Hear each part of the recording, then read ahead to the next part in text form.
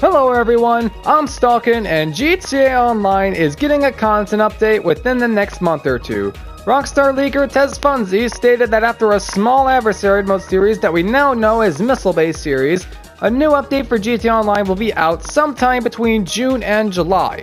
We don't know what exactly the update will be, but if I were to guess, it could be heist related for Rockstar buying Derva Entertainment, known for having work in Payday 2, Halo, and Forza Horizon for $7.8 million as of May 13th. Now this could be for Red Dead Online, for it currently lacks any heist, but again, this is a simple guess. Regardless if the update is heist or not, the vehicles and or properties that come with the content update are likely to not have as many sales as some other things, and we have only one thing to blame for this. The Oppressor MkII is the absolute meta of free roam. The speed, size, weapons, and utility the Oppressor MkII has makes it the only thing you need. Fighting with anything else when you're up against one of these will put you at a fairly overwhelming disadvantage. To prove this, I paired up several vehicles and weapons against this and see how they stacked up. Here are the results. The Chernobog has excellent lock-on range and missile tracking, but requires a full 2-second lock before being able to fire homing missiles at the target. The Oppressor MkII can use chaff to break this lock and reach the Chernobog before it has a chance to fire. Laser slots Hydra. If you plan to fire cannons from above, which is the safest way to go, good luck hitting the Oppressor because its tiny hitbox demands pinpoint accuracy. Instead, however, you can bait all 20 missiles and strike when the user tries to get its missiles back by resummoning it through the MC menu. Pyro. You're fast enough to avoid the risk of getting hit due to lack of speed, but your best chance is to launch a missile straight at it and hope they're dumb enough to fly into it. You can also use the passive tactic from the previous vehicle mentioned. Avenger.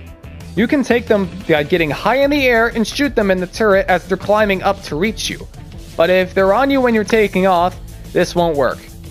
Savage. Getting locked onto doesn't guarantee a hit, and you can shoot or cut the Oppressor down if you're skilled enough to do so. Akula. Killing them is contingent upon your stealth. You can kill them with your rotors, but if you're detected, you're fucked. Thruster. You can troll them with the hitbox glitch, but you will not survive if you're going too slow or have to turn. Deluxo. This is a trade unless the Oppressor MkII has chaff. Itself. First to get locked on loses.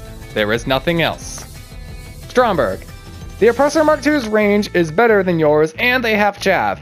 You might be able to kill it if you launch the rocket at the right time given you have the chance to do so. Ruiner FL. The best choice by far. Unlimited missiles of Excelsior tracking, can't be locked on at all, and highly resistant to explosives. Just be wary of them getting out and shooting their MG. Scramjet. You can negate the missiles thrown at you by boosting in the direction they're coming from and maybe launch a missile at it. Any scenario otherwise, the Oppressor wins this matchup.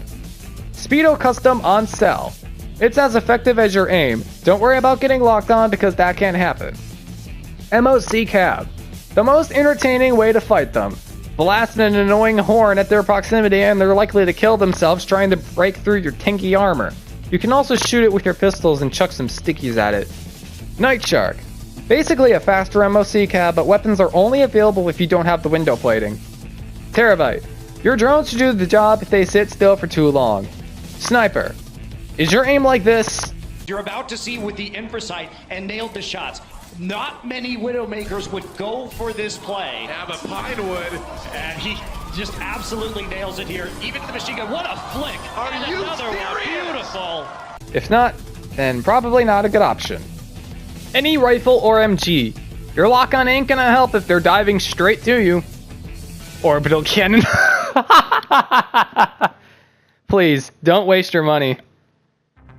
With there being so few counters to the Oppressor MkII, this threatens the sales of any future vehicles as they aren't going to be of any use against the Oppressor MkII. Consequently, shark card sales are going to go down because there won't be any incentive to buy any of the new vehicles that come with the next update. It might be fun trying out new vehicles for the first time, but it won't be long until you either A, sell it so you can fractionally afford something, or B, have it sit in your garage and collect dust until you decide to take it for a cruise. If Rockstar wants to encourage the purchase of the new vehicles, there must be a nerf implemented to this nightmare of a creation. They already did it once where you were able to travel Godspeed.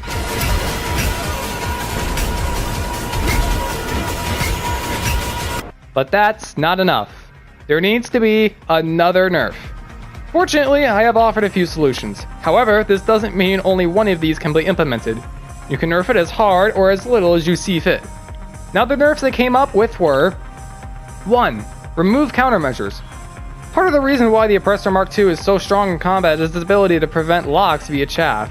By getting rid of countermeasures, going straight in with chaff isn't going to work when it goes against some vehicles like the Chernobog and Stromberg. 2. Decrease missile fire rate. The Oppressor MkII can fire a high tracking missile every second. If the fire rate is reduced to the rate of, let's say, the Vigilante, then armored vehicles won't get melted right away. 3. Disallow summoning through MC menu. The Oppressor MkII is hard to keep down, and it's mainly due to it being spawnable through the MC menu. If it's out of the list of bikes to summon, then players won't be in an MC solely to recover their bike quickly. 4. Downgrade missile tracking. Here is a list of vehicles that have missile tracking worst to best. Notice how the Mark II is higher than the Mark I. If the Oppressor MkII's missile tracking was bumped down to here, then we would see more Deluxos instead of Oppressor MkII's for griefing, which all of us would probably prefer. 5. Special vehicle behavior. In case you're not familiar with these, they have their own menu to spawn it and have a cooldown time separate from personal vehicles. Anyone who destroys one of these does not have to pay for insurance and can pick one up at their respective garage during the cooldown time. It should be where you can only summon them through the Terrorbyte menu and all immediately go on cooldown once it is destroyed. 6. Your idea. You might have a way to make the Oppressor MkII balanced that doesn't fit the things I haven't mentioned already. Share it with us in the comments. With the next content update coming up within the next month or two, I thought it would be a great idea to bring this vehicle to light once more. Maybe we'll see a meta change, but that's not going to come around unless we see the nerf to the Oppressor MkII. Our guy made a petition to nerf this, and I have that linked in the description, which I highly suggest signing for the betterment of GT Online as a whole. Thank you for viewing this video, and I hope you enjoyed. As always, stay on target.